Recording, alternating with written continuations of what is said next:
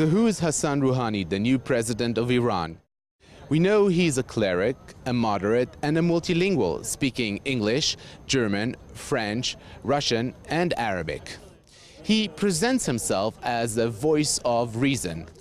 He has taken swipes at the Basij, the Islamist morality police who go around asking women to veil up. He's spoken about releasing political prisoners and lifting internet censorship. And finally, he's been educated in the West, in Glasgow to be precise, and is very proud of it. JN1 has called upon some of our experts to share with us their thoughts of what is going to happen next in Iran and what they think of the new president-elect.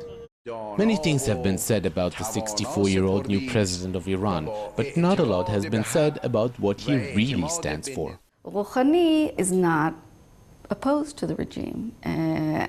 Quite the opposite is the case. He is an integral part of this regime. He was a supporter of Khomeini way back when, in 1979. Although he aligned himself with the reformist agenda, he's not really a reformist himself. In other words, he's accepted the reformist tenets, and he's talking about those, and he wants to make real changes internally, but he's just part and parcel of this regime. I think that what we have here, in a way, is kind of a change of style. Iran would go nuclear, even if in a slower pace. When Ahmadinejad was here, you could see definitely what you see is what you get.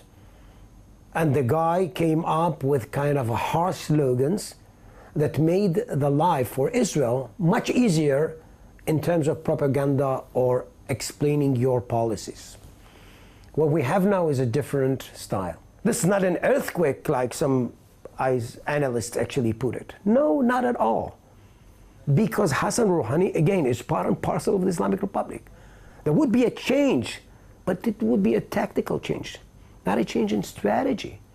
The nuclear issue is by far the most burning issue for the West. Could it be that Israel has lost the momentum to attack Iran by itself, with all the talk about it from Jerusalem? Israel could be left with kind of a situation where Iran is going nuclear. I think that we have lost the opportunity to attack Iran, militarily speaking. I don't think that Israel is going to do that by itself.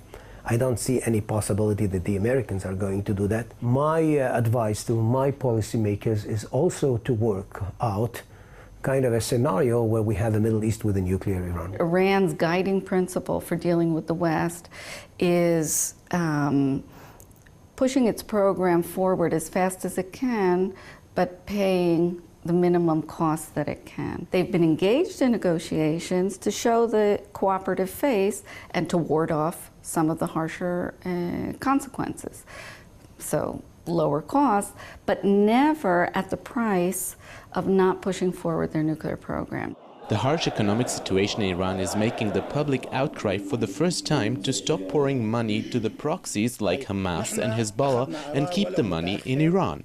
Like the nuclear issue, the survival of the Assad regime and of Hezbollah is the maximum priority, and we see it. They are giving a lot of money, military support, training, in spite of the Iranian people, which during the manifestation before the elections, they cried, we don't want Lebanon, we don't want Gaza. They ask themselves, what is the big thing with the Islamic Republic if it doesn't provide us with the basics every citizen gets in every other country? A lot of the experts thought that if real economic hardship came, the Iranian people would be blaming, the external powers for putting sanctions in place.